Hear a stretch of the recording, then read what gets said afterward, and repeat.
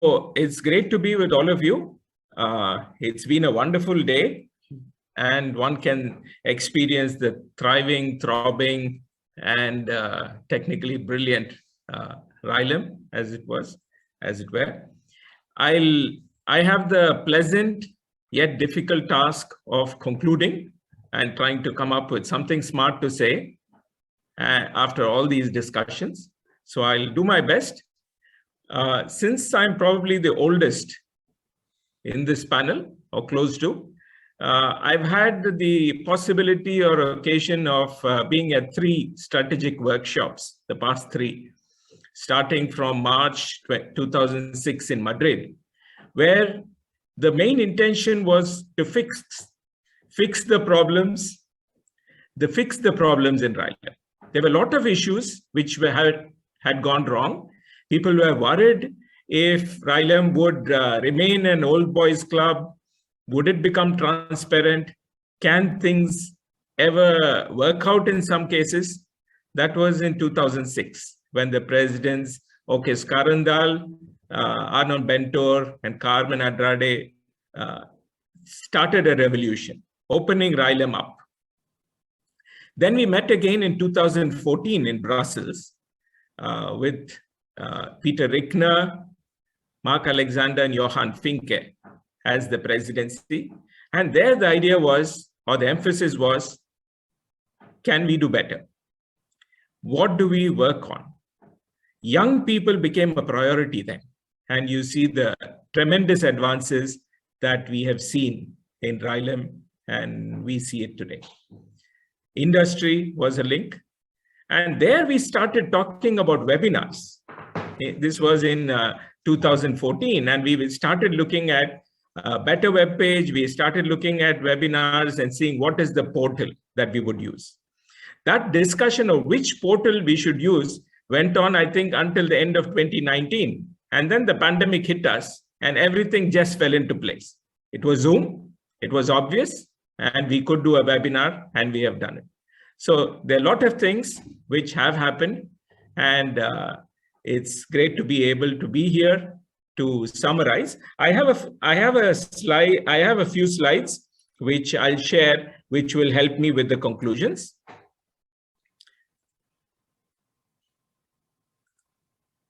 Is my slide visible? Yeah. Yes. So we've had today a wonderful session, peaking at a participation of about 236, and that's what Aurelie told me, celebrating or culminating the celebration of our 75th anniversary. Starting with the words that our President Nicholas said in the morning, the RILEM Spirit is all about cooperation, bringing people together to be able to discuss, to be able to debate, and talk about anything related to science. We also push new directions of research. That is something that is always at the forefront. Sustainability, safe construction, improved performance, and cost benefit for society. So these 3 bullets summarize what we stand for. And I have a box at the bottom which brings together what Mark Alexander and many others brought together in our book reflecting the 75 years of networking and construction, making RILEM distinguished, relevant, and enduring. What we've seen today, I can summarize in a few more bullets. Performance, sustainability, and application. This is what has come out very, very clearly. And RILEM works on a wide range of materials. Gabriele talked about the dark side of materials, but we see asphalt is occupying a major footprint in RILEM, and it continues to grow. Durability, again, wide range of mechanisms. We've had continuous committees working on ASR, corrosion, and so on. Lot of materials, lot of mechanisms. Focus, again, across different spheres of our work. Rehabilitation, recycling, robustness is becoming more and more important. We had talks about preservation, prolongation of life and how it connects back to sustainability. We've had a lot of committees. Neil talked about sustainability going a long way back. Circular economy follows. And new technologies. When 3D printing of concrete came up, RILEM immediately put together a committee. Cutting edge research. We hear young people, Colonetti medalists, Lermit medalists, always talking about cutting edge research, where no one has gone before. RILEM wants to be there. So that, I believe, is the RILEM spirit. From further discussions, I've sort of made 3 baskets or buckets of thoughts. One clearly is that of sustainability. We are talking a lot of sustainability, and we believe in it.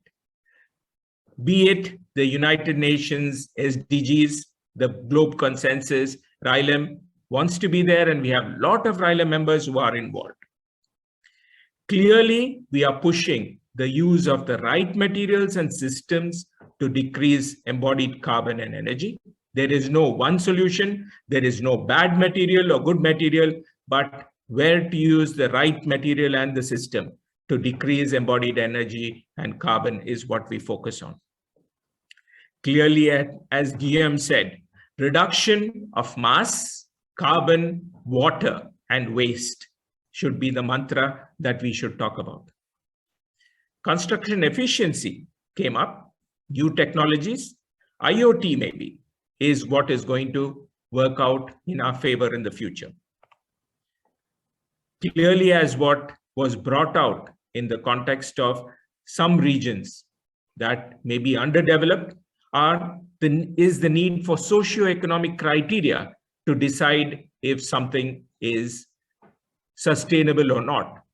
Wolfram very nicely pointed out and brought it up and said that you have to think about the relevance before we talk about sustainability. There is no one solution for everyone. Further, we have realized that we cannot stop at research. We cannot stop at showing that something can be done. We have to work on implementation in policy decisions. And for that, we need to use appropriate indicators to show something that something is sustainable. The second basket is on outreach and inclusivity. This, as I said, started long back. We have been working hard to do this. One of the mechanisms, which again, sort of the pandemic, the silver lining of the pandemic was that we were able to put together this Rock and Talk. The first one, incidentally, was on May 2nd, 2020. And I'd like to thank Daniela and Judith for getting into this, not knowing what we would start off on, and it has snowballed. It's amazing to see how a discussion went on to become an event, and now we have a thriving series or many series that can follow. And what was brought out by Enrico is that we've had seminars in Chinese. We'll have the first one in Spanish coming up soon. Incidentally, I would be giving the Spanish seminar. How come I speak Spanish? Long story, over a glass of wine, and we'll discuss it when we meet next time. John emphasized the ability to debate despite different points of view. And someone says it's nourishing. So this is something that RILEM can do. We can debate, we can discuss even heatedly, and then afterwards shake hands and go for dinner together. Maybe that would be a nice way to extend the Rock and Talk. Maybe we should have a Rock and Talk with a debate, maybe about asphalt versus concrete or geopolymers, yes or no. Maybe who preaches to Africa about sustainability? Is 3D printing really good for global housing? Maybe these are things that we can even have a discussion among friends and RILEM members. As has been emphasized, young researchers are very high priority. There is no doubt about it. The RILEM Youth Council, thanks to Hans and Juanita, has come out brilliantly. We've been giving travel grants. We started in Delft at the RILEM Week in 2018. We've had PhD symposiums starting off, and this again spans the world, spans the globe, and PhD students can look towards senior people, giving them advice and helping them. The focus on gender diversity continues. And as Enrico and Neil asked, can we do better? We are open for suggestions. We are focusing on it, and we want to make sure that we can cover all the diversity possible. Language barriers are being broken. We've always looked at opening up for translations. We were always cautious, but I remember the first translation that we agreed to was one of our reports to be translated to Persian. Local language committees, subcommittees are coming up where we do not have a complete committee working in a non-English language, but we have a subcommittee who will report back, as the TAC chair explained. We've always, and this is something that RILEM has been exceptional in, is reduced membership fees for low GDP countries. We believe that everyone should be part of RILEM and money should not be a barrier. So reduced membership fees have always been a highlight of how RILEM works. Basically, we are not afraid to ask, what can we do for you to succeed as a researcher? So anyone who comes up with a suggestion, we are ready to implement from wherever and whatever they are talking in terms of language. Finally, relevance to society. The journals have been doing excellent jobs. Nicolas talked about the history of RILEM technical letters, which we started off, as he says, an experiment, thinking whether it would be time, someday it may, when we'll have to make materials and structures totally online, open access.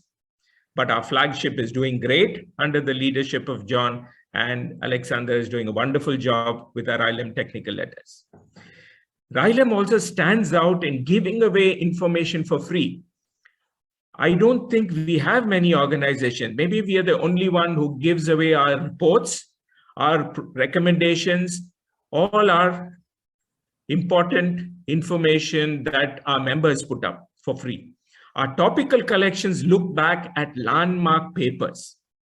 And this again are brought up so people, young researchers, will know how things have developed in the past. We've talked about popularization of science. There's a lot of debate on how we can take science and our results to the common person. And as has been brought out many times today, reaching PhD students and young researchers is very, very important to us. Our short courses, Karen is heading EAC. There's been tremendous selfless efforts in promoting, helping young students through short courses. And now this idea of mentorships.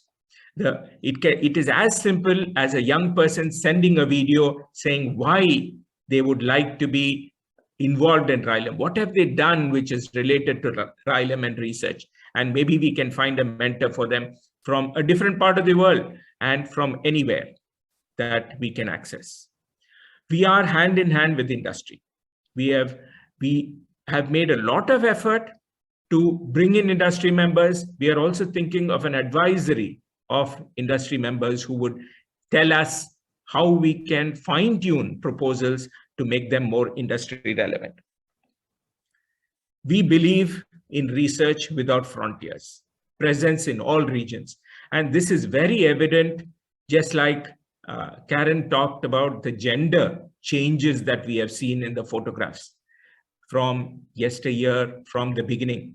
Again, if you take the list of people who were members, who were prominent members, now we see that the footprint of RILEM is very, very large.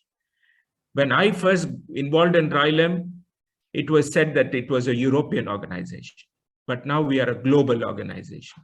We have everyone from every part of the world who could be a RILEM member, who can be successful as a RILEM member. So these are the different thoughts that I picked up as I listened to the talks and the discussions in the strategic workshop as well. So I don't have much more to say. I would, on behalf of the presidency, the past presidents, especially Mark Alexander and Johan Finke, like to acknowledge a lot of people who have brought us to where we are. Certainly, we have to thank the several thousands of RILEM members over the past 75 years. We have a strength now of about 2,500 or some, and the RILEM membership increases, and we have a lot of people coming in, going out, and this will continue. We've had about 300 technical committees spanning all sorts of aspects that are related to materials, structures, and systems. Always at the forefront, always finishing their mission. This is something that RILEM has always looked at. We start and we finish. We don't have permanent committees. We have committees who have a mission. They have to start, finish, and deliver. And this is what our RILEM technical committees have been doing. There have been giants who have led RILEM, numerous, including many, many famous names like Lermit, Toroja, Lee, Rush, Lise, Shalon, and many, many more. I've always said that we stand on the shoulders of giants. Therefore, we can always reach higher. There have been stalwarts who have led RILEM. We've had 47 presidents, from Gustavo Colonetti to Nicolas Roussel, and all have excelled in their fields and have excelled in leading our organization. We should not forget, we will not forget our secretaries general, those who keep us on the path, make sure that rules are followed, make sure that things are done right. Sometimes I feel that they also come in to tell us if the president or standing committees fall out of place. We, being researchers, academics, sometimes do not follow the rules, do not believe in following the rules, or we want to break the rules. So the Secretaries General, starting from the illustrious Robert Lermit, followed by Maurice Fickelson, Michel Broussan, and Pascal Ducornet, that many of you would know and has served so much RILEM. And now Judith Addy, who is doing an excellent job. The past couple of years have been very difficult for Judith and her team at the headquarters to keep RILEM going under the changing circumstances, under difficult circumstances. And I'm sure the presidency would agree that we have not faltered, we have not stopped in our path, and we have not taken away any services during these last 2 years for the RILEM members. So we're very proud of our team and the leader today, who is Judith. Our standing committee chairs and members play an immense role. Our core is the Technical Activity Committee, supported by DAC and IAC. And these are people who put in a lot of effort, thankless jobs, leading the real activities of RILEM. Our journals, flagships, standing out there and doing a great job, unique because they are top journals run by a society, not by a publishing company. There are many editors who we've had over the past 50 years plus, boards, and of course the authors and the reviewers who make sure that the quality is maintained. Finally, we have conference and workshop organizers.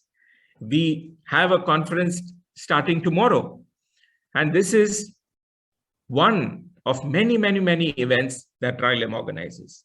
So all these people are making sure that information is disseminated, reaches everyone, and they play perfect hosts. So all these deserve our thanks as we conclude the 75th anniversary of RILEM. And I didn't think of any better way to conclude than putting the photos of the ladies who run RILEM at the back end and the back office, and people who have made today's event a grand success as well as many, many other things that we take up. So I'll stop there.